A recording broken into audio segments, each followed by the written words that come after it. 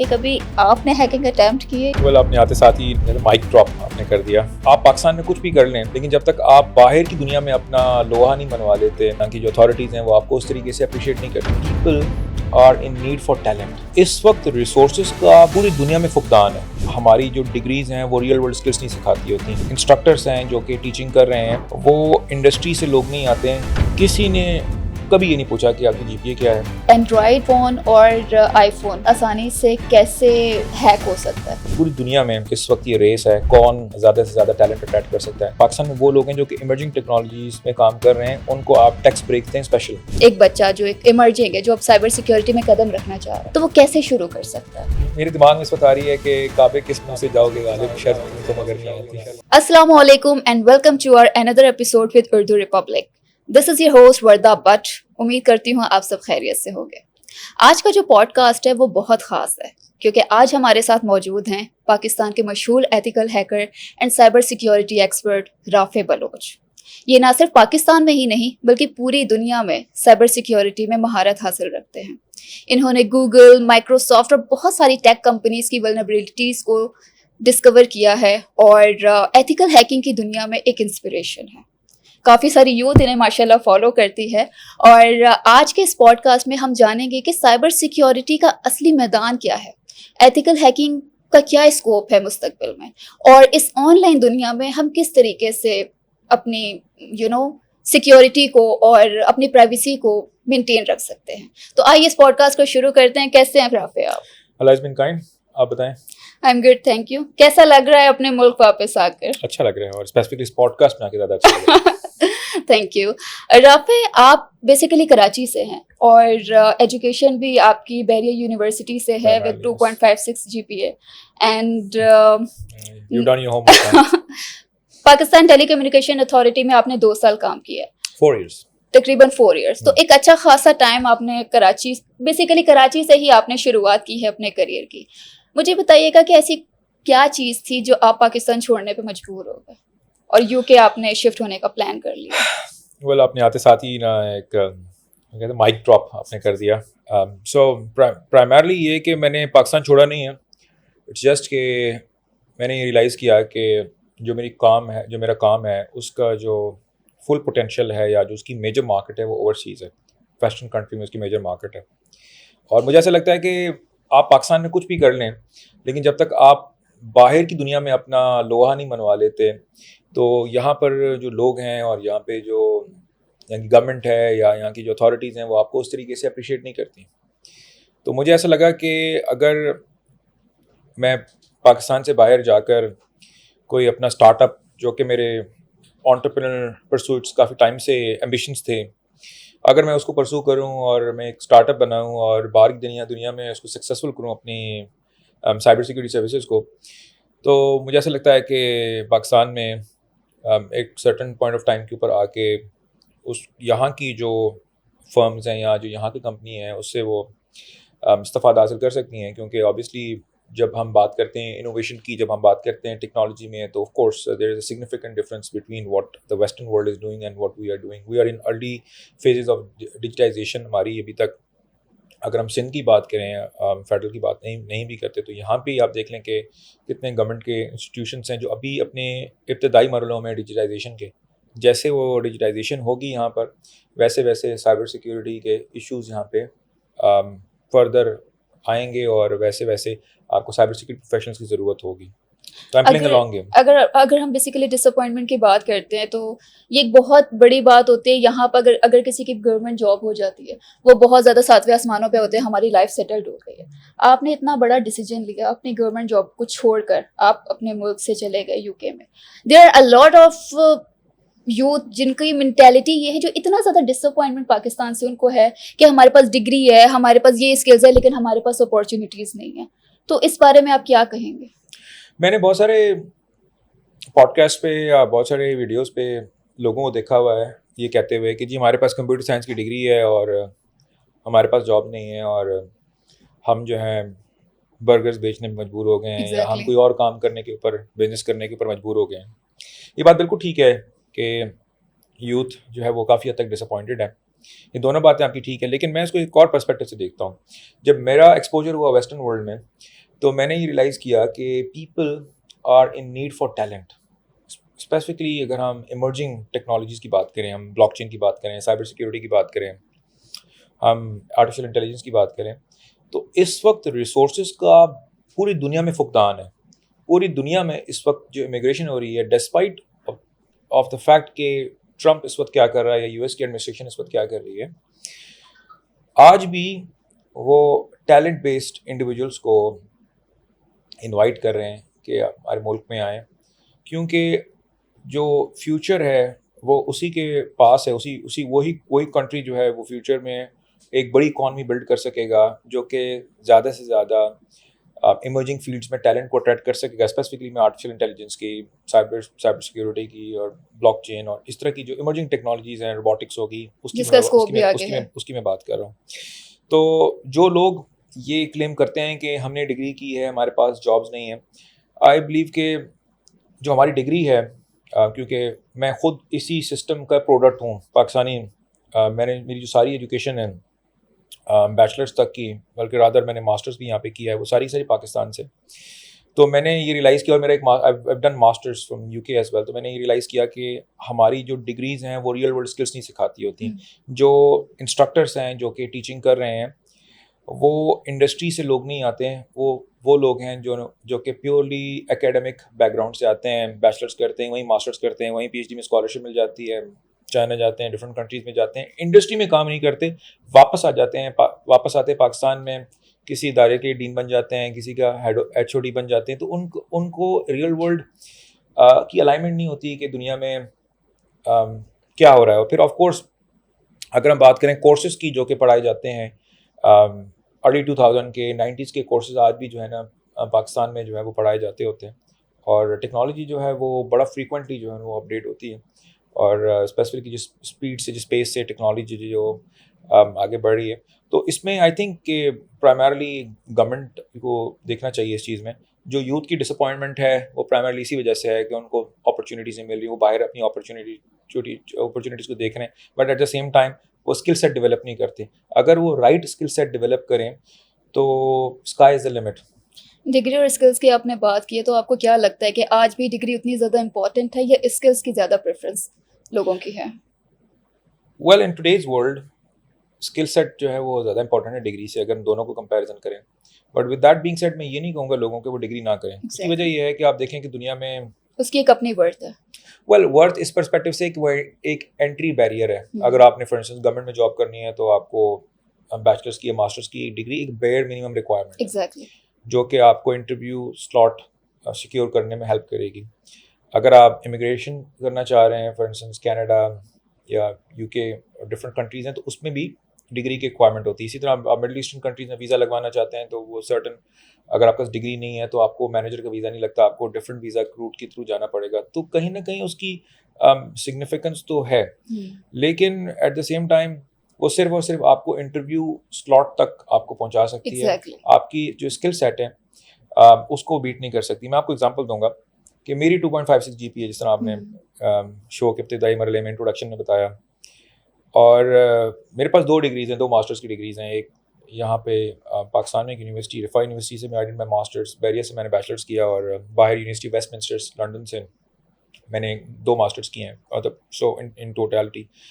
तो मुझे मतलब मैंने मल्टीनेशनल ऑर्गेनाइजेशन का काम किया है, अभी भी उनको सर्विसेज हम देते हैं। किसी ने कभी ये नहीं पूछा कि आपकी GPA क्या है, आपकी डिग्री जो है वो किस यूनिवर्सिटी से है। ये पाकिस्तान में एक ट्रेंड और एक सर्टन एक कल्चर है जो कि चल रहा है बड़े टाइम से। बट बाहर मुझे कभी भी ऐसा नहीं हुआ कि किसी ने मुझसे मेरी GPA पूछी हो। वो सिर्फ और सिर्फ ये देखना चाहते हैं कि एक सर्टन टास्क है, क्या मेरे पास एक्सपर्टीज है उस टास्क को करने के लिए या नहीं। That's all. That is the only difference between Pakistan and other countries, you know. So what do you think regarding the current status of Pakistan in terms of economic and development science? Well, मैं economic expert नहीं हूँ, तो मैं उसके ऊपर comment. Basically जो अभी हालात मुल्क के चल रहे हैं और जिस तरीके से हमारे जो यंग टैलेंट है वो जब पाकिस्तान छोड़ के दूसरे कंट्रीज़ में जाकर उनकी सर्विसेज अपनी सर्विसेज उनको देंगे तो फिर जाहिर सी बात है वो मुल्क तो आगे बढ़ेगा, पाकिस्तान तो फिर वहीं का वहीं रहा ना। इन हालात को देखकर आप क्या कहना चाहते हैं? इसको हमारे एक्स प्राइम मिनिस्टर ने डिफेंड किया था इसी बात को, एक रिटोरिक से उन्होंने कहा था कि जो लोग बाहर जाते हैं वो रेमिटेंसेस पाकिस्तान में भेजते हैं तो पाकिस्तान की रेमिटेंसेस बढ़ती हैं, और उसके बाद फिर जब वो 10-20 साल वहाँ गुजारते हैं तो वापस पाकिस्तान में आते हैं और पाकिस्तान में आकर अपनी नॉलेज जो है वो यहाँ पर देते होते हैं। आई थिंक कि ये आर्गुमेंट ठीक नहीं है। और इस वक्त आप ये देखें, जिस तरह मैंने पहले बताया कि पूरी दुनिया में इस वक्त ये रेस है, कौन ज़्यादा से ज़्यादा टैलेंट अट्रैक्ट कर सकता है। There is a reason why US दुनिया में इनोवेशन खाप रहा है, there is a reason why western countries हमेशा दुनिया में इनोवेशन खाप रहे हैं। आपने कभी नहीं सुना होगा कि मिडल ईस्टर्न कंट्री से कोई बहुत बड़ी इनोवेशन हुई हो। पाकिस्तान देख लें, इंडिया भी देख लें, जनरली वो सर्विसेज सेक्टर में है, लेकिन इंडिया जो है वो भी कोई वहाँ से कोई बड़ा इनोवेशन नहीं होता। मेडिसिन में वो काफ़ी ज़्यादा आगे हैं पाकिस्तान से फॉर श्योर, लेकिन हम अगर बायोटेक की बात करें या हम बड़े स्पेसिफिक टेक्नोलॉजीज़ की बात करें तो वो जनरली कोई रीज़न है कि वो यूएस जैसे कंट्रीज़, वेस्टर्न कंट्रीज़ में जो है ना वो चीज़ ज़्यादा पाई जाती है। उसकी वजह ये है कि वो डाइवर्स टैलेंट को वो अट्रैक्ट करते हैं, और उसके बाद उनका स्ट्रक्चर ऐसा है कि अगर आप if you are good at something you will get to the top. Hierarchy जो बिल्ड होती है वो मेरिटोक्रेसी के ऊपर होती है, उसको भी अभी कहीं ना कहीं किसी स्टेज के ऊपर कोटा सिस्टम की वो नज़र हो रहा है। हायरार्की कहीं ना कहीं करप्ट हो रही है, बट जनरली मोर और लेस आप डाइवर्सिफाइड माइंड्स आते हैं पूरी दुनिया से जो कि काम कर रहे होते हैं विदाउट फियर ऑफ प्रोसिक्यूशन, कि अगर हमारी बात हमारे बॉस को बुरी लग जाए तो ये ना हो कि हमारा बॉस हमें कहीं और ट्रांसफ़र कर दें। तो यहाँ पे तो बहुत सारे लोग इस आइडिया से भी, इस डर से भी आइडियाज़ नहीं देते गवर्नमेंट के अंदर कि ये ना हो कि हमारी कोई ट्रांसफ़र कर दें, या ये ना हो कि हमारे बॉसेस को हमसे कोई इनसिक्योरिटी हो जाए। एग्जैक्टली। तो इसी वजह से अगर आप देखें कि जो चिप की टेक्नोलॉजी फॉर इंस्टेंस अब वो यूएस के पास है, जो 3 नैनोमीटर और 5 नैनोमीटर की चिप्स हैं जो कि आपकी आजकल मॉडर्न कार्स में यूज़ होती हैं, जो कि जितनी 5G डिवाइसेज़ हैं उसमें यूज़ होती हैं, आपके प्ले स्टेशन में यूज़ होती हैं, वो चाइना के पास वो टेक्नोलॉजी नहीं है। चाइना मैन्युफैक्चरिंग बिजनेस को कंट्रोल कर रहा है, लेकिन जहाँ तक टेक की बात है, जहाँ तक इनोवेशन की बात है, तो यूएस को और सर्टन वेस्टर्न कंट्रीज़ हैं, जर्मनी हो गया, फ्रांस हो गया, देयर इज़ अ रीज़न वहाँ पे इनोवेशन होती है क्योंकि जो टैलेंट है वो अट्रैक्ट कर सकते हैं, और टैलेंट जो है वेस्टर्न कंट्रीज़ में रहना चाहते होते हैं। तो पाकिस्तान से जब ये ब्रेन ड्रेन होगा, जो कि हो रहा है विथ एवरी पासिंग डे, तो कोई तो लोग होंगे ना जो कि यहाँ के जिन्होंने यहाँ पर भी इनिशिएटिव्स लेने हैं, और जो लोग यहाँ पर इनिशिएटिव्स ले रहे हैं अगर उनको बाहर मिडल ईस्टर्न कंट्रीज़ में या उनको वेस्टर्न कंट्रीज़ में अच्छी अपॉर्चुनिटी मिलेगी तो वो यहाँ से छोड़ के जाएंगे, और उसका नतीजा ये होगा कि जो लेस कॉम्पिटेंट लोग हैं होंगे वो इन जो प्रोजेक्ट्स होंगे जो पाकिस्तान में होंगे एग्जैक्टली। उनको लीड करेंगे। जिस तरीके से आप देखें कि आपकी आपकी तमाम ब्यूरोक्रेसी है वो इनकॉम्पिटेंट टू द कोर है, और उसकी वजह से जो मेरे हिसाब से प्राइमरी पाकिस्तान का मसला जो है ना वो ब्यूरोक्रेसी है। और अगर आप ये देखें कि ली कुआन यू ने सिंगापुर में जो सबसे बेहतरीन काम किया था वो ये काम किया था कि उसने ब्यूरोक्रेसी को रिप्लेस कर दिया था टेक्नोक्रेट से, और उन्होंने उनको इंसेंटिव्स दिए थे। लोगों को यहाँ पे रुकने के लिए इंसेंटिव कोई नहीं है। मैंने ये प्रपोज भी किया था, I was presenting at a certain forum, और उस पर मैंने ये बात बड़ी क्लियर कट बताई थी कि पाकिस्तान में जो साइबर सिक्योरिटी प्रोफेशनल्स हैं या पाकिस्तान में वो लोग हैं जो कि इमर्जिंग टेक्नोलॉजीज़ में काम कर रहे हैं, उनको आप टैक्स ब्रेक दें स्पेशल, ताकि ब्रेन ड्रेन ना हो पाकिस्तान में, ताकि उनको इंसेंटिव मिले काम करने का। तो जो ली कुआन यू ने काम किया था वो ये था कि अगर कोई फॉर इंस्टेंस सेक्रेटरी हेल्थ है यहाँ पे, तो पाकिस्तान में अगर आप देख रहे हैं कौन है secretary health, I am not sure, I am not privy to it, but they would be from the DMG group, yeah, they would be from maybe another customs group, from another group of CSS officers. तो जो health का sector है या जो education का sector है, ये बड़े, या टेक का सेक्टर है, ये बड़े स्पेशलाइज सेक्टर हैं। तो उसने क्या किया कि उसने जो हेल्थ में जो टॉप डॉक्टर था उसको उसने सेक्रेटरी हेल्थ बनाया, जिसका इंडस्ट्री का एक्सपीरियंस था। जो टॉप टेक का बंदा था उसको उसने सेक्रेटरी आईटी बनाया। तो उसकी वजह से जो है जो उसने ब्यूरोक्रेसी थी उसको उसने रिप्लेस कर दिया विथ टेक्नोक्रेट्स जो स्पेशलिस्ट हैं उनकी फील्ड, अपनी फील्ड के। अब आप ये देखें कि डिस्पाइट रिगार्डलेस, अब आप ये देख लें कि उनके पास कोई नेशनल रिसोर्सेज नहीं है लाइक अदर कंट्रीज़, और आप ये देख लें कि उसका जो टोटल सिंगापुर का एरिया है वो मोर लेस इस्लामाबाद जितना है, बल्कि अगर आप देखें इस्लामाबाद की या मुज़फ़्फ़राबाद को अगर आप मिलाएं पेरिफेरीज को, तो वो इस्लामाबाद के एरिया उससे ज़्यादा बड़ा बनता है। लेकिन आप देखें कि वो एक ग्लोबली बहुत बड़ी इकॉनमी है। फेसबुक का हेडक्वार्टर, मेटा का हेडक्वार्टर वहाँ पर है, गूगल का रीजनल हेडक्वार्टर वहाँ पर है। दुनिया की बहुत बड़ी बड़ी इनोवेशंस जो हैं वो वहाँ पर हो रही हैं, बड़ी इन्वेस्टमेंट्स वहाँ पे हो रही हैं, क्योंकि उन्होंने जो कोर है ब्यूरोक्रेसी उनको सेटल किया। तो टू आंसर योर क्वेश्चन, जो ब्रेन ड्रेन है वो पाकिस्तान के लिए बड़ा नुकसानदेह है और government needs to step in. Exactly और ज़रूरी भी नहीं है कि हर बच्चा मुंह उठा के बाहर चला जाए, हर किसी को ये अपॉर्चुनिटीज़ भी नहीं मिल रही होती हैं। इस पॉडकास्ट से पहले हमारे पास कुछ मैसेजेस आए थे जब हमने प्रमोशन की कि भाई राफ़े बलोच के साथ हमारा ये पॉडकास्ट होने वाला है।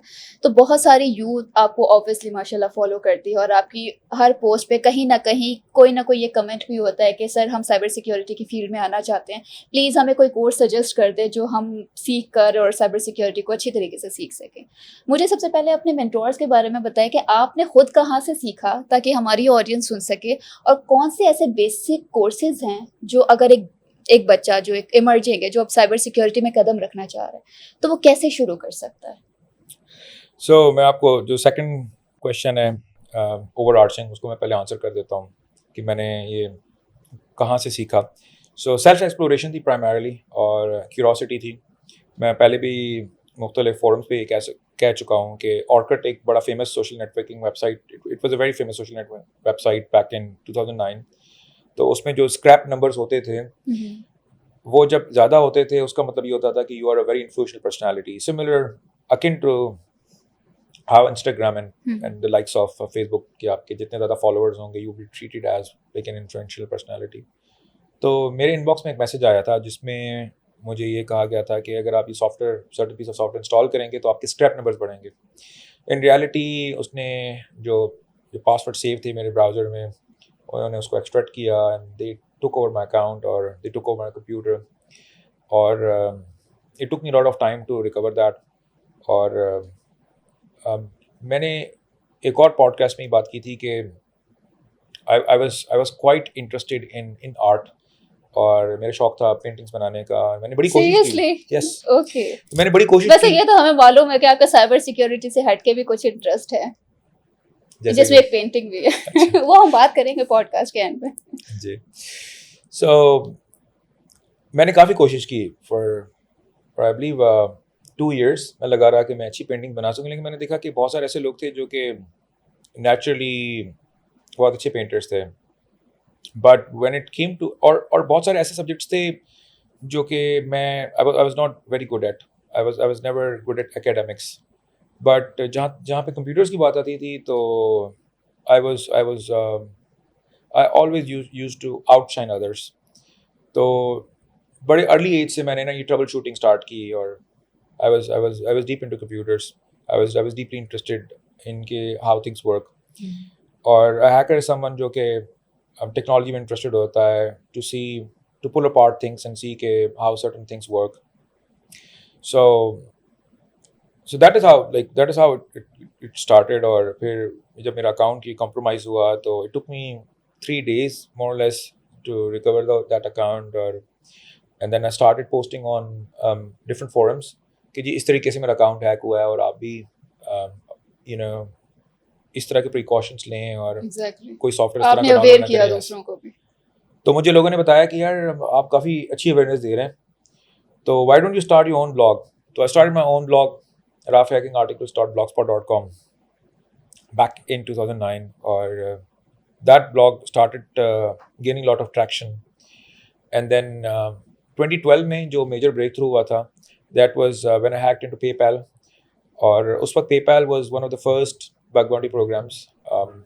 so bug bounty programs generally बड़ी कंपनीज होती हैं, इन सब के बग बाउंटी प्रोग्राम्स होते हैं। वो ये कहते हैं कि वो ओपनली सारे हैकर्स को इनवाइट करते हैं कि आप आएँ और हमारे सिस्टम्स को हैक करें ताकि हमें पता चले कि हमारे लूप होल्स क्या हैं, और अगर आप उसको एक्सप्लॉइट किए बगैर यानी हमारी सिस्टम्स को नुकसान पहुंचाए बगैर अगर आप हमें रिपोर्ट करते हैं तो हम आपको रिवॉर्ड देंगे। और पेपल ने आपको $10,000 और एनीथिंग कोई बाउंटी गिफ्ट किया था। Yes, so that was the highest bounty Exactly. At that time. So इसी तरह गूगल से भी मुझे काफ़ी बाउंटी मिली और and then I started writing my own book. तो वहाँ से एक सर्टन एक पाथवे मिल गया, और लोगों को अर्ली ऑन पाथवे मिल जाए तो I believe they are very lucky. But I think जो turning point था वो there was this German researcher, उसका नाम था David Vieira, and there was another guy, Mario Hedrick. So they were at the top of their game. और मैं उनको messages करता था, ईमेल्स करता था कि मुझे भी आप काइंडली कुछ इंटरनल नॉलेज दें या कुछ सीक्रेट नॉलेज आप दें जो कि आपके पास है. So they were very good. And so initially तो उन्होंने मुझे इग्नोर किया. उसके बाद फिर जब उन्होंने मेरी परसिस्टेंस देखी थी, आई वाज परसिस्टेंट और मैं इम्प्रूव कर रहा था, तो उन्होंने फिर मुझे अपनी मेंटोरशिप में लिया. और आई थिंक अगर आपको अर्ली ऑन एक अच्छा मेंटोर आपको मिल जाता है तो आपको एक डायरेक्शन मिल जाती Exactly. है. वरना हो सकता है कुछ गलत डायरेक्शन में ना, you spend a lot of years आप किसी बिल्कुल ही गलत डायरेक्शन में आप हो. तो I think it's very important कि आप इनिशियल अपनी जो कैरियर की डायरेक्शन जो है ना वो आप ले लें. अब आ जाते हैं आपके second half of the question के लोगों को कौन से कोर्सेज करने चाहिए. देखें, जो एथिकल हैकिंग है या साइबर सिक्योरिटी है, मैं इसको ऐसे देखता हूँ कि ये एक इटसेल्फ एक डिफरेंट डिसिप्लिन है फ्रॉम वैसे कंप्यूटर साइंस की ब्रांच है, but it is an specialization of computer science. और मैं इसको ऐसे इस पर्सपेक्टिव से देखता हूँ कि if you are good in computers, if you good with computers, अगर आपके पास बैकग्राउंड नॉलेज है प्रोग्रामिंग की, आईटी की, you are good with finding and fixing problems, तो I think this is a field that you should opt. But अगर आप you are following the herd, अगर आपका बैकग्राउंड नहीं है और आप इसके बारे में पैशनेट नहीं हैं और आप सिर्फ इसलिए आना चाह रहे हैं कि आप बाकी लोगों को देख रहे हैं, तो मैं contrary to what a lot of people से, मैं हमेशा यही कहूँगा अपने पैशन को आप फॉलो करें, because it will take you far. तो ये जो फील्ड है साइबर सिक्योरिटी की, ये मैं समझता हूँ कि उन लोगों के लिए है that are passionate and curious about breaking systems and to know how something works and to break things in an unexpected manner and having the ability to think outside of the box. तो ये कुछ prerequisites हैं जो कि होना ज़रूरी है. और कुछ ही टाइम पहले आपने वेब हैकिंग अर्सेनल जो आपकी बुक है वो लॉन्च की है, तो उसमें कौन सी ऐसी मेन चीज़ें हैं जो आपने हाईलाइट की हैं और अब तक क्या रिस्पांस आ रहा है उस बुक का? रिस्पांस अल्हम्दुलिल्लाह बड़ा अच्छा आ रहा है और उसको दुनिया के टॉप रिसर्चर्स जो हैं वो इंडोर्स कर रहे हैं उस बुक को. और जो बुक है उसकी popularity it's a slow process और आहिस्ता आहिस्ता जो है ना बुक अपनी पॉपुलैरिटी गेन करता है. मैं उसको I am not finding time to promote it. मैं आजकल अपने कोर्स पे काम कर रहा हूँ जो कि उसी बुक की बेसिस के ऊपर है. So the primary motivation was के जो मार्केट में बुक्स थी वो जनरली स्पीकिंग बड़ी सरफेस लेवल नॉलेज दिया करती थी और वो रियल वर्ल्ड नॉलेज नहीं देती थी. तो बिकॉज हम लोग रियल वर्ल्ड में डे टू डे बेसिस के ऊपर कंपनीज को हैक कर रहे होते हैं एथिकली, लीगली, और उनको उनके लूपहोल्स बता रहे होते हैं. तो जो करंट बुक्स थी वो एक बड़ी सिमुलेटेड इन्वायरमेंट में उनको बताया करती थी और मुझे ऐसा लगा कि एक बहुत बड़ा गैप है मार्केट में. तो आपने उस गैप को फिल किया बेसिकली. यस, कोविड में I was quite motivated, but उस वक्त मेरी प्रायोरिटी चेंज हो गई and I was more into the consulting work. तो फिर when I left PTA, तो फिर मुझे एक opportunity milli. I started writing while I was in PTA, but when I left PTA तो मुझे ज़रा ज़्यादा opportunity milli to work on that, and it's a very painful and a very slow process to write a book. तो ये motivation थी कि जो लोग youngsters हैं जो कि आ रहे हैं इस फील्ड में, उनको ये नहीं आइडिया कि उन्होंने अगर वेब हैकिंग या वेब पेन टेस्टिंग उन्होंने करनी है तो किस तरीके से करनी है, तो उनको ये पाथवे है. And what is the difference between ethical hacking and black hat hacking? So black hat hacking unethical है और एथिकल हैकिंग एथिकल है. सो एथिकल हैकिंग प्राइमरली ये है कि I will hack into your system, I will hack into your computer, but उसके लिए मैं आपसे प्रायर परमिशन लूँगा. Okay. So black hat hacking is same, methodology भी वो यूज़ होगी, सारा कुछ वही होगा, बट मैं प्रायर परमिशन नहीं लूँगा. और अगेन उसकी मोटिवेशन डिफरेंट होती हैं. कुछ लोग फाइनेंशियल गेन के लिए हैक करते हैं और कुछ लोग फॉर इंस्टेंस किसी को कोई पर्सनल वेंडेटा की वजह से भी हैकिंग करते हैं. Some people hack for fun. तो मोटिवेशंस कुछ भी हो सकती हैं. अभी अगर हम गिबली आर्ट की बात करते हैं, आपने देखा होगा इस वक्त वो बहुत ज़्यादा ट्रेंडिंग के ऊपर चल रहा है. हर बंदा अपनी एक पिक्चर को गिबली आर्ट में कन्वर्ट कर रहा है, जबकि वो क्या है, सिर्फ एक एनिमेटेड पिक्चर है और लेकिन उसके बदले में आप अपना पूरी गैलरी का एक्सेस उन्हें दे रहे हैं। आप वो पिक्चर्स भी, जो आप पिक्चर सोशल मीडिया पर नहीं लगाते, उसका एक्सेस भी उसके पास जा रहा है। तो देखने में तो बहुत एक प्यारी एनिमेटेड पिक्चर्स, और हर कोई ईद में अपनी एनिमेटेड पिक्चर्स लगा रहा है, लेकिन डीप इनसाइड अगर हम इसकी बात करते हैं तो किस तरीके से ये हार्मफुल हो सकता है। एटलीस्ट आप पूरा अपना डेटा दे रहे हैं ना उस कंपनी को। Well, I mean, a lot of people are okay with it, और वो शायद उसके लॉन्ग टर्म कॉन्सिक्वेंसेस नहीं सोचते।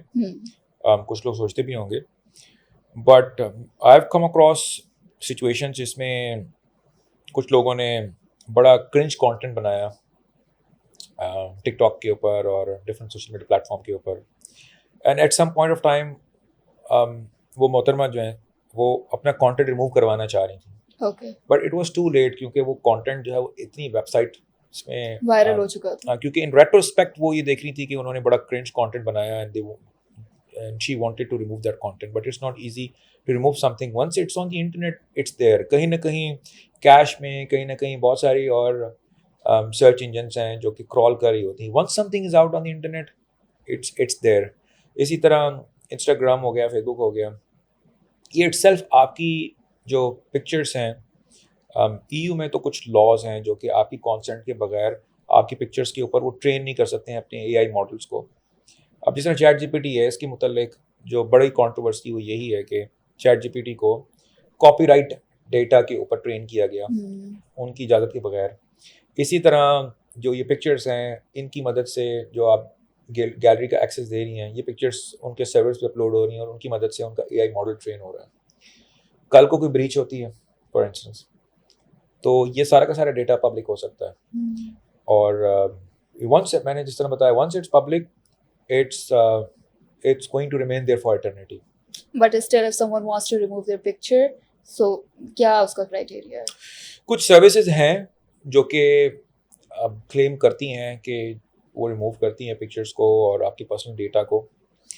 मैं आपको उसके लिंक्स शेयर कर दूंगा, आपको एज बी रोल होता है वो आप चला सकती हैं, बट उनकी भी कोई इफेक्टिवनेस होती है वो कोई 70-80% होती है, क्योंकि फॉर इंस्टेंस एक ब्लॉग है जो कि किसी ऐसे जुरिस्डिक्शन में चल रहा है जहाँ पे कॉपीराइट लॉज उस तरीके से काम नहीं करते हैं। आप जनरली आप ये कहेंगे कि मेरा कॉपीराइट वर्क है या मेरी इजाज़त के बगैर इन पिक्चर्स को पोस्ट किया गया था। Exactly.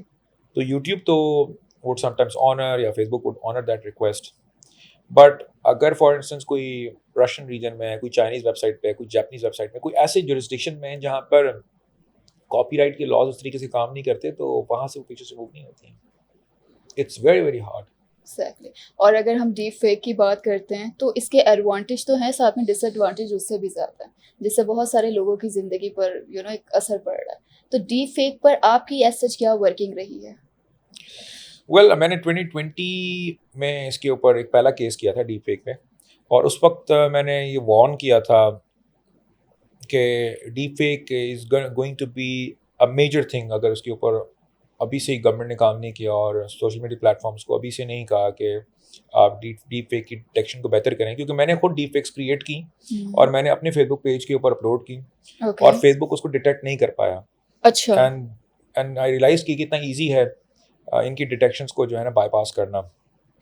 सो जो मेरे पास जो पहला केस आया था उस वक्त I wasn't aware about deep fake enough, तो मुझे खातून ने कहा कि मेरी जो पिक्चर्स हैं वो मेरी इजाज़त के बगैर कहीं पोस्ट हो रही हैं और मुझे ब्लैकमेल किया जा रहा है। तो उसने कहा कि मेरी पिक्चर्स नहीं हैं, ये उसने फ़ोटोशॉप की है। ओके। तो जब हमने वो पिक्चर्स देखी तो one of my team member said कि ये फ़ोटोशॉप नहीं, ये जेन्युइन पिक्चर ओरिजिनल है। And then we started doing some forensic work और वी फिगर्ड आउट कि ये डीप फेक एक सर्टन एल्गोरिथम से इसको प्रोसेस किया गया है। Okay.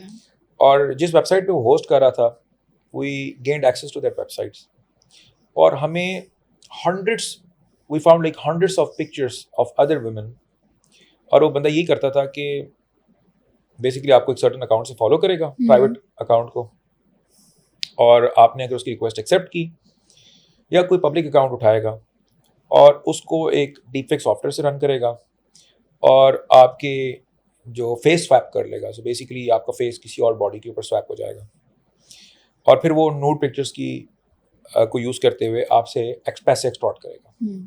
So we found out the account that he was using. We found out his credentials जो वही काम कर रहा था, वो काफ़ी बड़े पैमाने के ऊपर काम कर रहा था, and he was making quite a lot of money. So that is when I flagged कि ये deepfake जो है ये एक बड़ा फिनोमेना है.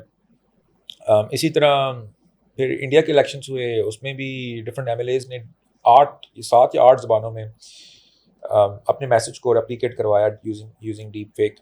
जो आपने पॉजिटिव साइड्स की बात की, एक आर्टिस्ट है जो कि चाहता है कि मेरी मेमोरी प्रिजर्व रहे, या वो अपने आप को रेप्लिकेट करने की एबिलिटी देता है, अपने डीपफेक बनाने की एबिलिटी देता है. और वो ये कहता है कि अगर आपने मुझे किसी मूवी में कास्ट करना है, फॉर इंस्टेंस टॉम क्रूज है, अगर आपने उसको मूवी में कास्ट करना है तो एज ए डीपफेक, तो डीपफेक वॉइस भी होती है और डीपफेक पिक्चर्स भी होती हैं, वीडियोस भी होती हैं.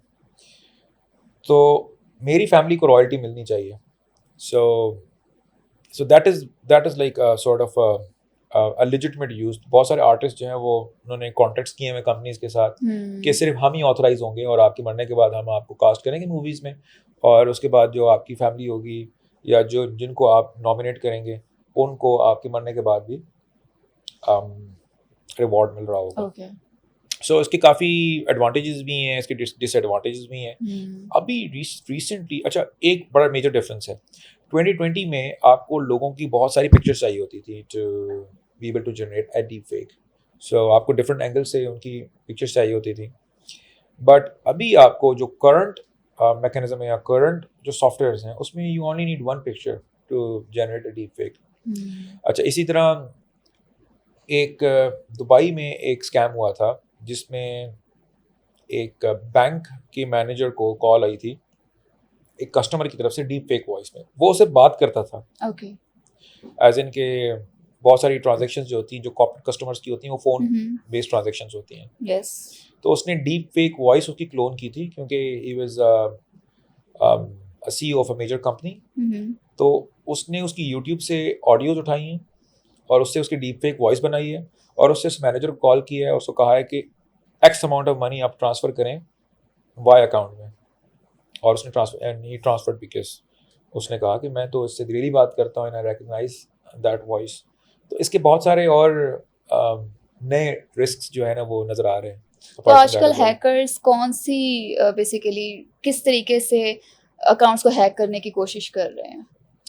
प्राइमरली तो सोशल इंजीनियरिंग है. दैट इज कि आपकी टोटल जो आपकी सिक्योरिटी है वो एक OTP के ऊपर डिपेंडेंट है. Exactly. So आपकी OTP is connected to your banking, it's connected with your Facebook. Number basically सारे सोशल मीडिया चैनल्स के साथ कनेक्टेड होता है. करेक्ट. सो एक नंबर है, डिफरेंट OTPs हैं. जनरली फाइनेंशियल क्राइम जो है वो उसको परपेट्रेट करने के लिए आपको कॉल्स की जाती हैं. कोई स्टेट बैंक का नुमाइंदा बन जाता है, कभी कोई नुमाइंदा बन जाता है किसी और. अच्छा, ये बहुत एक कॉमन इशू है. इवन हमारे अपने फ्रेंड के साथ ये हुआ था. UBL के नंबर से उन्हें कॉल आई है एंड दे गॉट स्कैम्ड. और वो नंबर दे के अपनी सारी डिटेल्स दे देते हैं, प्लस जो नुमाइंदा होता है ऑलरेडी उनके पास आधा डेटा तो मौजूद होता है. सो होता ये है कि इसी तरह का एक इंसिडेंट मेरे एक दोस्त के फादर के साथ हुआ था. He went to the branch to activate his ATM card. तो उन्होंने कहा कि जो ब्रांच मैनेजर था उसने कहा कि आप इस नंबर पे कॉल कर लें और आप एक्टिवेट करवा लें. द वेरी नेक्स्ट डे उसको बैंक के ऑफिशियल नंबर से कॉल आती है और उनको ये कहा जाता है कि भाई आप बैंक ब्रांच में आए थे और आपने ATM कार्ड एक्टिवेट करवाना था, हम आपका कर देते हैं, हमारे पास रिक्वेस्ट आई थी आपकी. ओके. तो उसने कहा कि ये किसी अननोन ने कॉल करके कहा? हाँ, बैंक के ऑफिशियल नंबर से. तो वो थोड़े से समझदार शख्स थे, तो उन्होंने ये कहा कि भाई आप जो हैं मुझे डायरेक्ट कॉल कर रहे हैं और आप मेरी पर्सनल डिटेल्स मांग रहे हैं. मुझे तो बैंक की तरफ से इंस्ट्रक्शंस हैं कि पर्सनल डिटेल किसी को नहीं देनी. अगर आपको कोई कॉल आती है तो अगर आप कॉल कर लें तो आप वही डिटेल्स दें. उन्होंने कहा नहीं, आप फलाने साहब हैं और आपके लास्ट ट्रांजेक्शन इतनी हैं और ये आपके पर्टिकुलर्स हैं. उन्होंने उनको सारे पर्टिकुलर्स बताए तो उन्होंने कहा लेजिटमेट है. तो बैक एंड पे क्या हो रहा था कि जो एटीएम का कार्ड का नंबर था और जो पिन थी जो उन्होंने सेटअप की थी, फिर वो ओटीपी जो उनके नंबर के साथ था, उसको उसकी मदद से उनकी इंटरनेट बैंकिंग को एक्टिवेट किया जा रहा था। अच्छा। क्योंकि बहुत सारे लोग होते हैं वो इंटरनेट बैंकिंग को एक्टिवेट नहीं करते। हम्म। उस इंटरनेट बैंकिंग एक्टिवेट करके एक बेनिफिशियरी ऐड हुआ, दोबारा ओटीपी लिया और उनके अकाउंट से जितनी लिमिट थी उतने पैसे जो है वो ट्रांसफ़र हो गए। वेरी नेक्स्ट डे भी इसी तरह से हुआ। और जब हमने इस इशू को इन्वेस्टिगेट किया, वही सॉर्ट ऑफ फाउंड आउट कि इसमें बैंक की एम्प्लॉयज़ में सर्टन, सो होता ही है कि आपके पास डिफरेंट अकाउंट्स हैं और अब आपने उनको अपसेल करना है या क्रॉस सेल करना है। फॉर इंस्टेंस आपके पास एक ब्रांच के अंदर 200 करंट अकाउंट्स हैं हाइपोथेटिकली। अब आपने ये देखना है कि क्रेडिट कार्ड का प्रोडक्ट किसको सेल करना है। तो होता ही है कि वो एक और टीम के पास जाता है, वो टीम एनालिसिस करती है कि ये एलिजिबिलिटी होनी चाहिए और ये जो 200 में से लोग हैं ना, ये क्रेडिट कार्ड के प्रोडक्ट के लिए क्वालिफाई करते हैं और ये लोग जो है ऑटो फाइनेंस लोन के लिए क्वालिफाई करते हैं, तो बैंक की तरफ से आपको ऑफर्स आती हैं। ओके। तो वो जो डेटा है क्रॉस सेलिंग का डेटा, उसमें बहुत सारा डेटा लीक होता है और इस चीज़ की शेयर ग्रेव पॉसिबिलिटी है कि जो बैंक का एम्प्लॉई है या वो थर्ड पार्टी है जिसको ये लोग आउटसोर्स करते हैं, बहुत सारे केसेस में थर्ड पार्टीज़ को ये काम आउटसोर्स कर रहे होते हैं जो कि कॉल सेंटर्स पे काम कर रहे होते हैं, और उनकी सिक्योरिटी का ये हाल होता है कि वो एक स्प्रेडशीट के ऊपर उनको डेटा आ रहा होता है। जब वो एक कॉल सेंटर से दूसरे कॉल सेंटर जा रहा होता है तो उस डेटा को कॉपी करके कहीं और चला जाता है। तो इस डेटा की वैल्यू होती है, इसकी बोलियाँ लगती हैं और ये डेटा जो है ना डार्क वेब के ऊपर भी बिक रहा होता है और because of course data is the new oil. So इस तरीके से ये डेटा जो है ना वो लीक होता है और इस तरीके से जो है ना जनरली जो स्कैमर्स होते हैं वो आप ही की इंफॉर्मेशन को यूटिलाइज करते हुए आपको ट्रिक करते हैं कि आप अपने OTPs या अपना पर्सनल डेटा जो है ना उनसे शेयर करें। यही सवाल मैं बेसिकली आपसे करने वाली थी कि कभी कभी हमारे पास भी इस तरीके से कोई रियल एस्टेट के कुछ बिजनेस प्लान्स आ जाते हैं, ये अपार्टमेंट है, ये परचेज कर ले। The question is that number कैसे गया, डेटा कैसे लीक हो रहा है, नए नए नंबर से नई नई स्कीम्स आ रही होती है, कौन डेटा सेल आउट कर रहा है। So this is the only reason कि भाई इस तरीके से बोलियां लगती हैं और लोगों का डेटा आगे शेयर हो रहा होता है। वेल मैं आपको बताऊँ एक फ़नी स्टोरी कि मेरे फैमिली में ये स्कैम होते होते रह गया। सीरियसली? यस, उनके व्हाट्सएप के अकाउंट्स कॉम्प्रोमाइज़ हुए थे और मैं अक्सर ना अपने पेरेंट्स को बताता रहता हूँ कि कोई भी कॉल आए OTP नहीं शेयर करना, कोई पर्सनल डिटेल शेयर नहीं करनी। ये बात होती रहती है उनके साथ। भाई को बताता रहता हूँ। तो एक दिन मेरे भाई को कॉल आई and they pretended to be someone from HEC। Okay. अच्छा, आई वाज इन UK।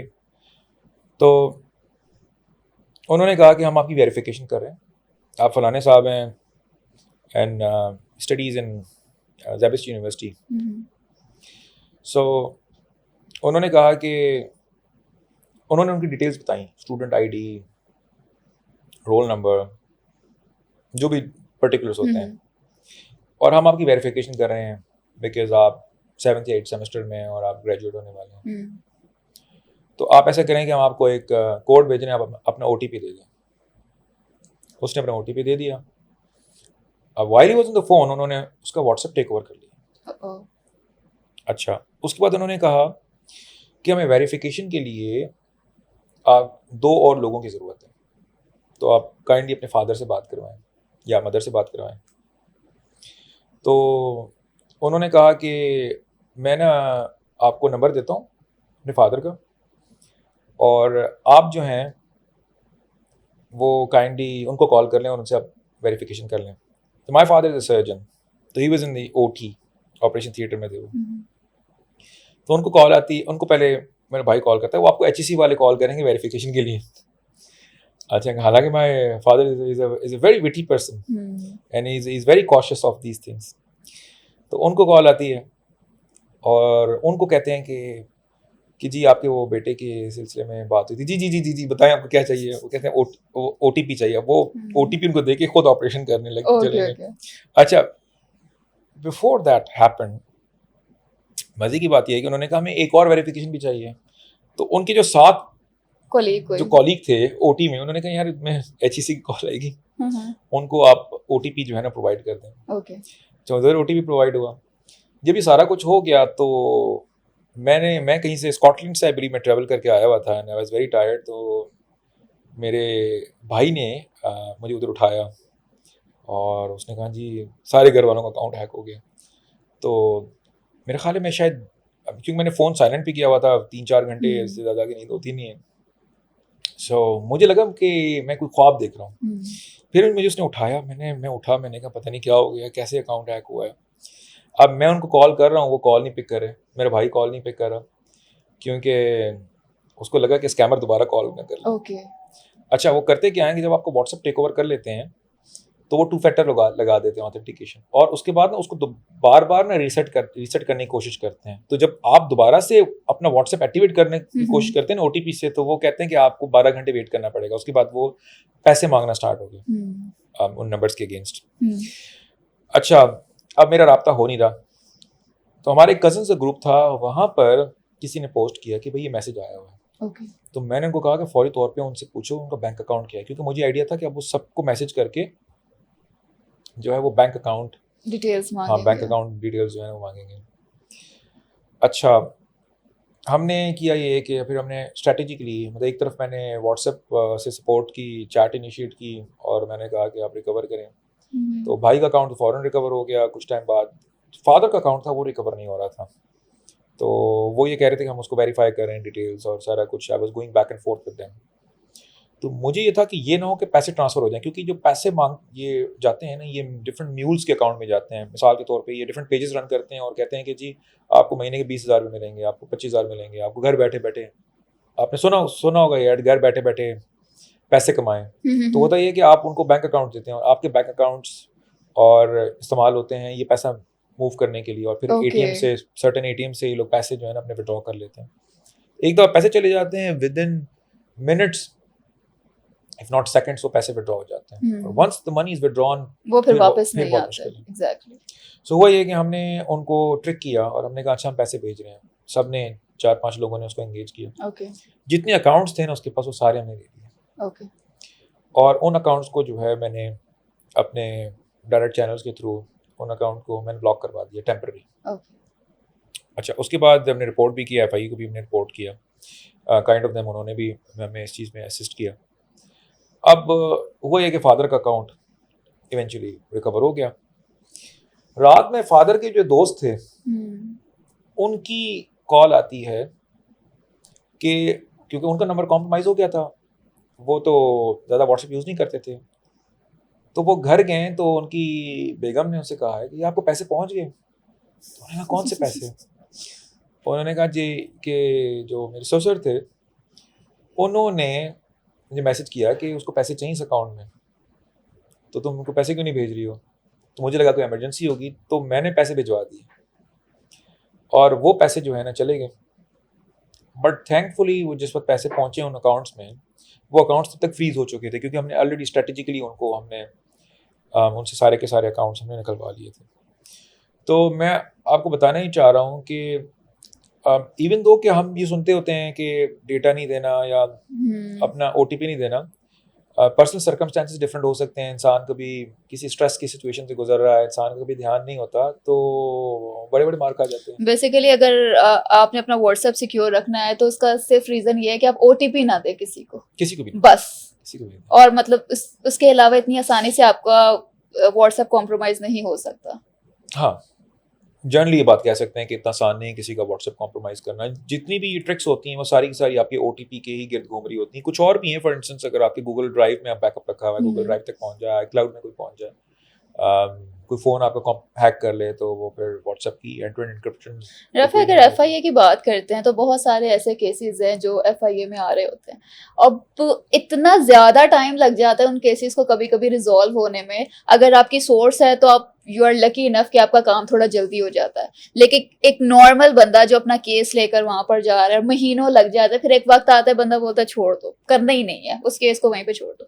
आपको क्या लगता है कि सिस्टम में प्रॉब्लम है या स्टाफ की थोड़ी सी नेग्लिजेंस है? कहाँ से प्रॉब्लम हो रही है? आपने भी कहा ना कि आपकी सोर्स है, तो ये आप अपनी बात कर रही थी। मैं जनरल बात कर रही थी। वेल, काफ़ी इशू है, स्टाफ की शॉर्टेज भी एक बड़ा इशू है। बट मेरा ये ख्याल है कि जो ये प्रोसिक्यूशन वाला काम है ना, ये the rate of conviction is very low, और ये लोग डिफरेंट लोगों की सिम्स यूज़ कर रहे होते हैं। सिम्स किसी और के नाम पे होती हैं, डिवाइसेस किसी और के नाम पे होती हैं, एटीएम्स किसी और के नाम पे होते हैं।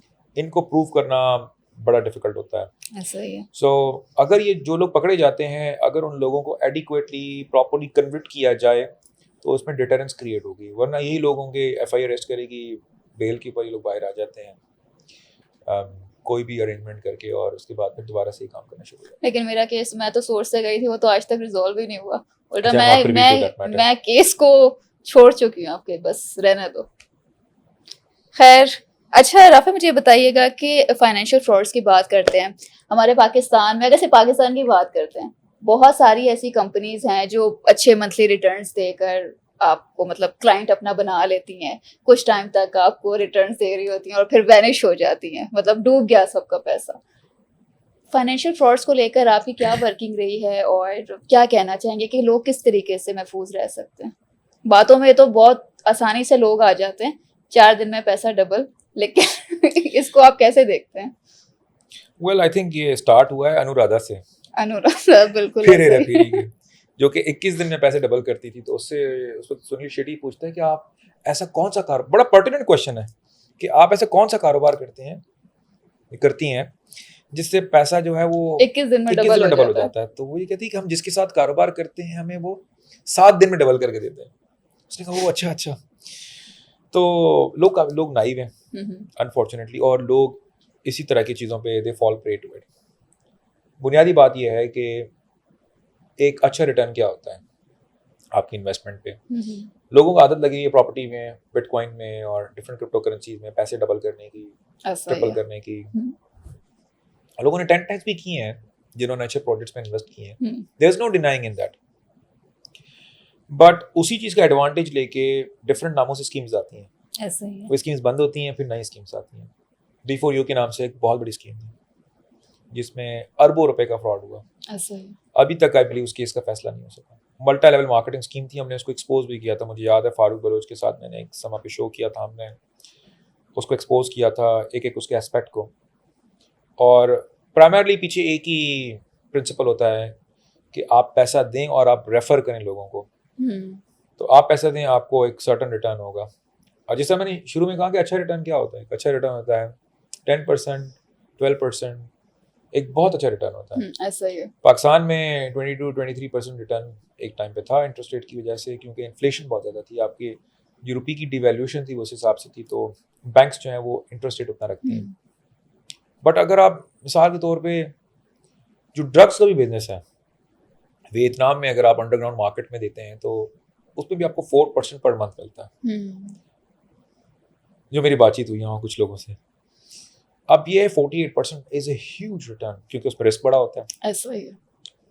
2 नंबर काम में रिस्क बड़ा होता है तो उसकी रिटर्न भी बड़ा होता है। तो आई बिलीव कि जो ये रिटर्न देते हैं इतना कबाब जीज का भी रिटर्न नहीं है, और इतना किसी भी यहाँ पे रेस्टोरेंट का रिटर्न नहीं है। तो ऐसा वो कौन सा बिजनेस करते हैं, नहीं वैसा कौन सा बिजनेस करते हैं जो बिलियनियर्स होते हैं। वॉरेन बफेट है, वो फॉर इंस्टेंस S&P ग्लोबल 500 में रखवाता है पैसे, वो 6%, 7% रिटर्न, 10% रिटर्न पे खुश है। उसको ये स्कीम नहीं पता। या जो हमारे स्टेट बैंक के गवर्नर हैं उनको ये स्कीम नहीं पता। वहाँ जो दुनिया के IMF में दुनिया के बेहतरीन इकोनॉमिस्ट बैठे हुए हैं, तो ऐसा क्यों ना कर लें कि पाकिस्तान के अगर कौमी खजाने में 10-12 बिलियन, चलें लेट से 8 बिलियन लगा लेते हैं, सही। तो वो क्यों ना हम इन्वेस्ट करें इन स्कीम्स में, और एक ही साल के अंदर ना पैसा डबल करें। एग्जैक्टली। और हम सारा का सारा कर्जा उतार दें। तो ये एक बुनियादी बात है लोगों को समझनी पड़ेगी कि इतना रिटर्न नहीं होता है। आई स्टिल रिमेम्बर 2023 में जब हमारी बात हुई थी, तो उस वक्त बर वक्त और एक और ऐप थी जो आपके रडार में थी, तो उस पर क्या वर्किंग रही है आपकी? सो ये जो नैनो लोन्स एप्लीकेशंस थी, ये लोगों को ब्लैकमेल करती थी और ब्लैकमेल करके उनसे पैसा एक्सटॉर्ट करती थी। और मैंने इनको इसको काफ़ी डिटेल में स्टडी किया है इन एप्लीकेशंस को। एक सुसाइड केस भी हुआ था। सो बड़ा इसका सिंपल मैकेनिज्म था। मैकेनिज्म ये था कि आपको एडवर्टाइजमेंट होगी कि 20,000, 50,000, 75,000 नैनो लोन्स लें आप। शुरू में शायद उन्होंने 20-25 से स्टार्ट किया, बाद में 50-1 लाख तक भी, इससे ज़्यादा भी चले गए थे। सो वो आपको लोन लेते समय उस वक्त आपसे आपकी कॉन्टेक्ट डिटेल्स थ्रू परमिशन जो आप उनको देंगे वो लेके आपके सारे कॉन्टैक्ट्स अपने पास अपलोड कर लेते हैं। ओके। अच्छा, ट्रिकरी वो ये करते हैं कि वो ये कहते हैं कि साल में आपको इसके ऊपर इंटरेस्ट देना है। लेट्स से साल में आपको 12% देना है, लेकिन वो जो इंटरेस्ट होता है वो डेली बेसिस पे या मंथली बेसिस के ऊपर लग रहा होता है। तो ऐसा होता ही है कि विद इन नो टाइम 7 दिन 10 दिन में आपकी जो 50,000 की अमाउंट होती है वो लाख में कन्वर्ट हो जाती है, और फिर कंपाउंड इंटरेस्ट लगता रहता है, वो 2 लाख में भी कन्वर्ट हो सकती है। ओके। सो एक बंदा जो 50,000 पे लोन ले रहा है, उसका मतलब ये है कि उसके पास इतनी सकत नहीं है। एक बंदा जो 50,000 का लोन ले रहा है वो लाख कैसे रिटर्न कर सकता है? True. पॉसिबिलिटी नहीं ऐसा है। ही है। ये आपकी जो रिस्क असेसमेंट का प्रिंसिपल है उसके मुनाफी है ये बात। सो ये लोग SCCP के अंडर काम करते थे, जितनी भी लोन एप्लीकेशंस थी, तो वो अगर स्टेट बैंक के थ्रू एक अंडर काम करते तो उनको एक सर्टन रूल्स अबाइड बाय करने पड़ते, लेकिन चूंकि SCCP पे काम करे तो SCCP का उस तरह से फ्रेमवर्क नहीं था, तो इन्होंने उस चीज़ का एडवांटेज उठाया। जब आपको वो लोन आप उनसे ले लेते, जब आपको वापस नहीं करते थे उनको, तो वो कॉल करके आपके कॉन्ट्रैक्ट से कहेंगे कि जी वर्दा ने हमसे 50,000 लाख रुपए दिए हैं, तो आप काइंडली उनको कहें कि वो रिटर्न करें। तो वो सोशल प्रेशर आप पे एक्सर्ट करते थे। ओके। और बहुत सारे लोग दे देते थे। जो नहीं देते थे फिर वो गैलरी का एक्सेस भी लेते थे। जो नहीं देते थे उनकी वो पिक्चर्स को फोटोशॉप करके उनकी न्यूड पिक्चर्स उनको भेजते थे, घर वालों को भेजते थे और ब्लैकमेल करते थे और पैसे एक्सटॉर्ट करते थे। ये जो मौसूफ जिसने सुसाइड किया, इसने एक एप्लीकेशन से लोन लिया, वो लोन की अमाउंट आई बिलीव 2 लाख तक पहुंच गई। अब वो 2 लाख रिटर्न नहीं कर सक रहा था। और ये चूंकि एप्लीकेशंस बहुत सारे नामों के अंडर ऑपरेट हो रही थी, तो होता ये था कि आपको किसी और नई एप्लीकेशन से कॉल आएगी कि जी हम आपका लोन अप्रूव हो गया 2 लाख का, तो फिर वो आपको 2 लाख देते थे। ओके। उसको भी इसी तरह उन्होंने 1.5-2 लाख रुपए दिए, और वही अमाउंट 1.5-2 लाख 10 लाख में कन्वर्ट होगी या 20 लाख में कन्वर्ट होगी। कुछ टाइम में कंपाउंड इंटरेस्ट लगता गया। उसके बाद उन्होंने उसको प्रेशराइज किया and he couldn't succumb to it, और उसने सुसाइड कर ली। जब ये केस हाईलाइट हुआ तो फिर FIA की भी नज़र पड़ी, FIA ने भी इनको इन्वेस्टिगेट किया, लेकिन कोई खातिर ख्वाह कोई नतीजा नहीं निकल पाया इससे। तो ये अनफॉर्चुनेटली कलमिया है हमारे मुल्क का। सही। अच्छा राफा, मुझे ये बताइएगा कि एक क्वेश्चन हमारे पास आया था कि एंड्रॉयड फ़ोन और आईफोन दोनों में मतलब बहुत आसानी से कैसे हैक हो सकता है। कभी कभी ऐसा होता है, फॉर इंस्टेंस मैंने नया मोबाइल लिया है, अब पुराना मोबाइल है उसको मैंने रीसेट करके किसी को सेल आउट कर दिया। अब मेरी नज़र में वो मोबाइल रीसेट हो चुका है, वो खाली है, लेकिन अगलों के पास कोई ऐसा सॉफ्टवेयर है जो पुराने डेटा को वो रिकवर कर सकते हैं। तो is that really that simple कि भाई इतनी इजीली आपका रीसेट हुआ हुआ मोबाइल दोबारा से कॉम्प्रोमाइज हो सकता है? वेल आई मीन 2-3 चीज़ें हैं। एक तो लोग मेमोरी कार्ड जो है ना वो भी साथ सेल कर देते हैं, भूल भी जाते हैं। लेकिन अगर वो नहीं है, चले नहीं है, फॉर इंस्टेंस नहीं है, तब भी डेटा रिकवर हो सकता है। हाउ? वेल कुछ सॉफ्टवेयर्स होते हैं, सो होता है जब आप डिलीट करते हैं डेटा को तो वो डिलीट नहीं होता है।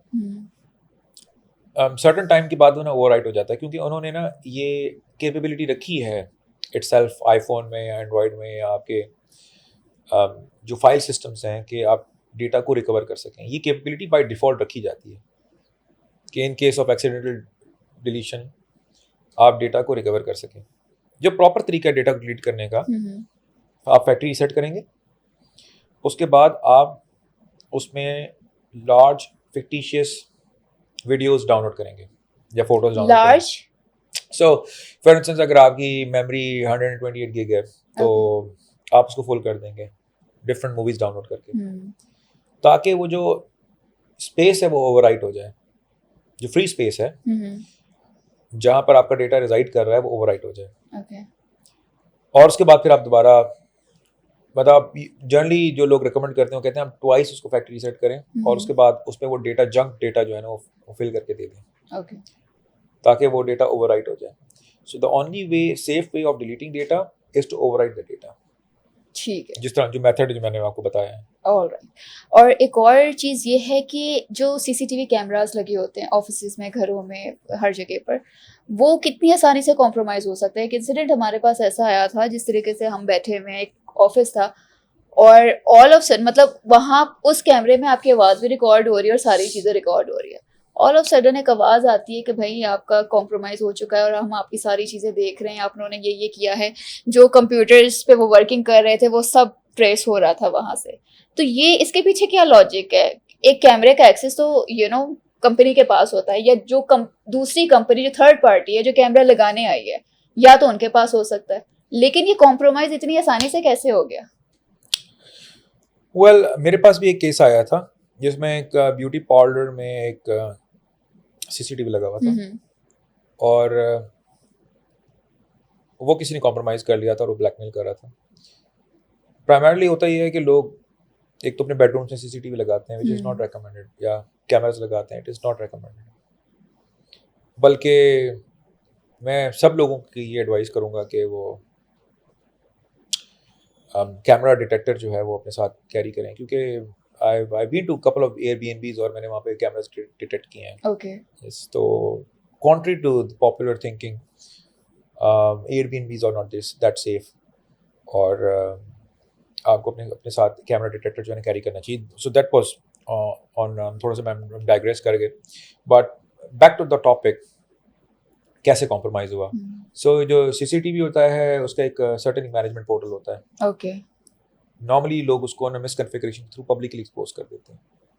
तो बहुत सारे सॉफ्टवेयर ऐसे होते हैं या जो वेबसाइट्स होती हैं जो इन सीसीटीवी से क्रॉल करती हैं, और लोग डिफ़ॉल्ट क्रेडेंशियल्स चेंज नहीं करते हैं, एडमिन पासवर्ड, ये वीक क्रेडेंशियल्स रख देते हैं। ओके।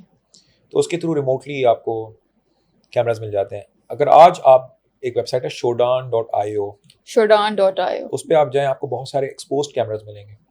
तो it's a very common thing.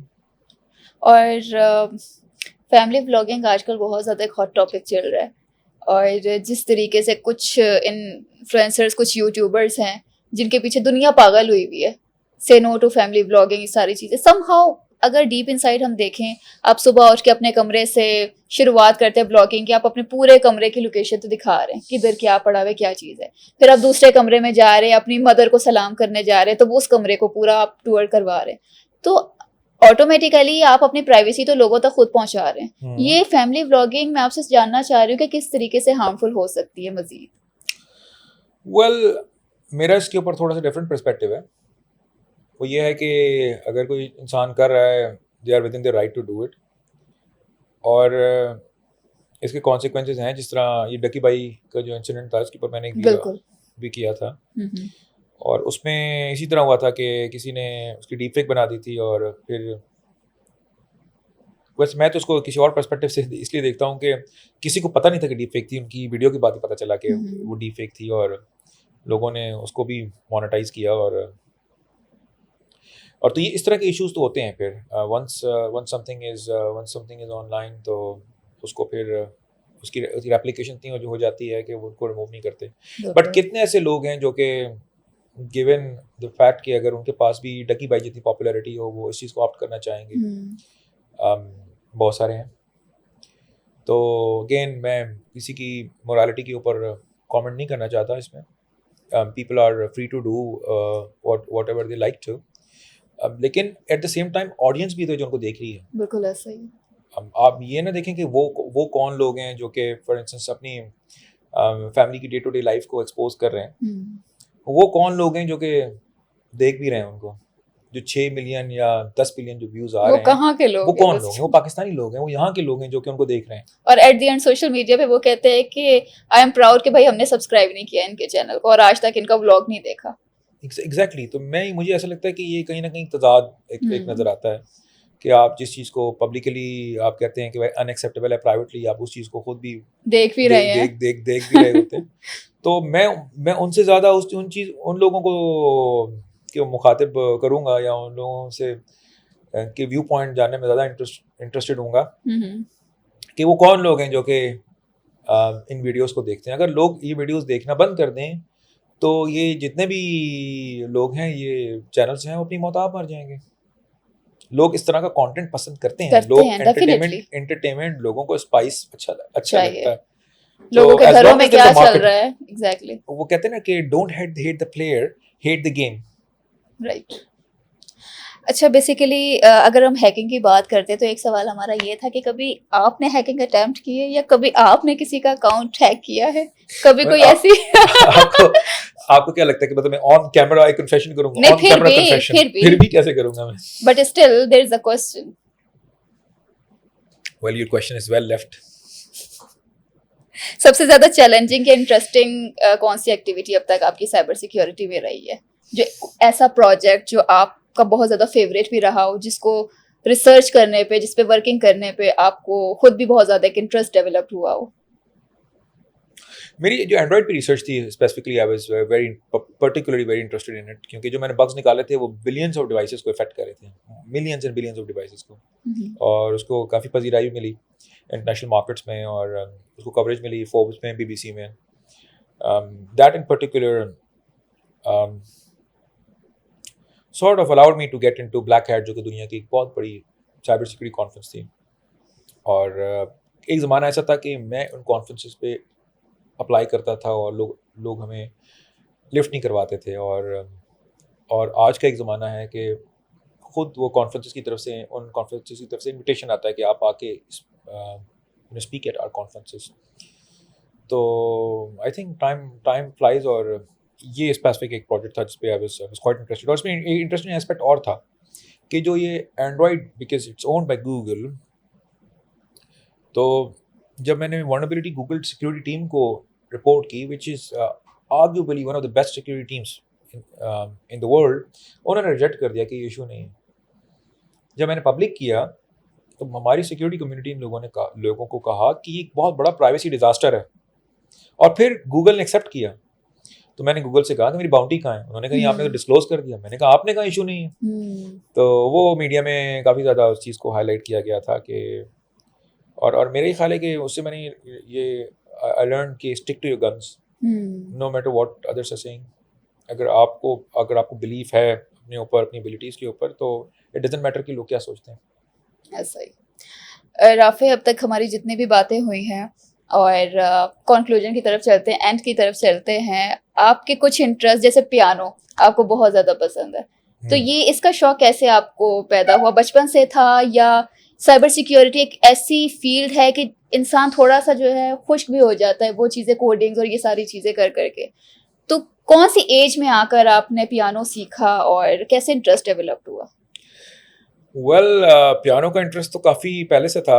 छोटा सा पियानो था, वो एक जो टॉय टाइप का पियानो होता है, सो उसको मैं प्ले करता था। प्ले करते करते थोड़ा सा म्यूज़िक के बारे में, धुन के बारे में समझ में आना स्टार्ट हुआ, और फिर वंस आई ग्रू अप, और जब when I started making money with my blog, तो मैंने एक बड़ा पियानो जो है ना वो परचेज किया, अभी मेरे पास है यहाँ कराची में। Then I got another piano in Islamabad. मैं सोच रहा हूँ कि मैं लंदन में भी पियानो प्रोक्योर कर लूँ। सो वहाँ से एक सर्टन इंटरेस्ट हुआ, और musical instrument they require lot of dedication. मेरे लिए ना ये एक स्केप है from the world of computers, क्योंकि अगेन जब मैं बहुत ज़्यादा एग्जॉस्ट हो जाता हूँ या मैं बर्नआउट फेस करता हूँ, तो मुझे ऐसा लगता है कि व्हेन आई प्ले पियानो, तो मेरा जो ब्रेन है वो ज़ॉम्बी प्रोसेस को किल कर रहा होता है, ताकि वो न्यूरॉन्स को एक सर्टन डायरेक्शन में फायर कर सके। तो जिस तरह आप जब गेम खेल रहे होते हैं, Call of Duty I like to play it, तो वो भी आपका जो ब्रेन होता है ना, वो डिफरेंट जो प्रोसेस होते हैं वो उनको किल करता है, ताकि आपका फोकस ज़्यादा एक सर्टन एरिया के ऊपर हो। बिल्कुल। तो वो मेरे लिए एक बड़ा एक रिफ्रेशिंग सा एक certain experience. And we came to know that कि आपको पोएट्रीज का भी बहुत ज़्यादा शौक है, तो हम चाहते हैं कि हम अपने पॉडकास्ट को अब ख़त्म करने की तरफ जा रहे हैं, तो आपकी एक पोएट्री ज़रूरी है हमारे लिए। मुझे पोएट्री का, अब तक राफे बलोच को सिर्फ साइबर सिक्योरिटी की हद तक सबने देखा है, उनके जितने भी इंटरव्यूज हैं वो साइबर सिक्योरिटी और हैकिंग से रिलेटेड है। हमारे पॉडकास्ट में हम चाहते हैं कि कोई एक तो पोएट्री राफे बलोच हमें सुना के जाए। मेरे दिमाग में इस वक्त आ रही है कि काबे किस मुंह से जाओगे गालिब, शर्म तुमको मगर नहीं आती।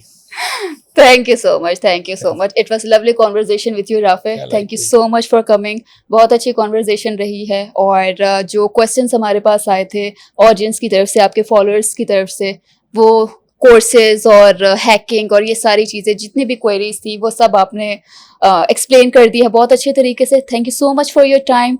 you इंशाल्लाह very फिर मुलाकात होती है. Inshallah. Thank you Thank so you. much. अल्लाह हाफिज़.